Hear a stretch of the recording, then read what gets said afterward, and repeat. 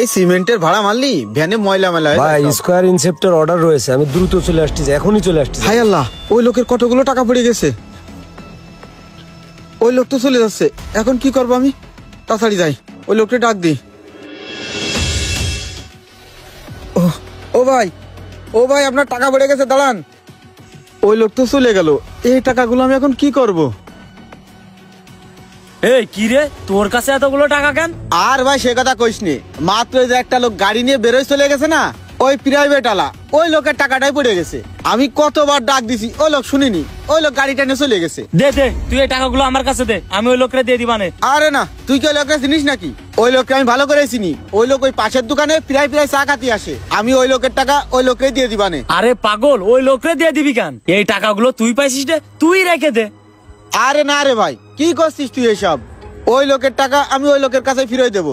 এই টাকা নিয়ে আমি কি করব? এই টাকা আমার রাখা ঠিক হবে না। এই তুই সামান্য ভ্যানালা, এতগুলো টাকা তুই কোনোদিন চকি থাকিস?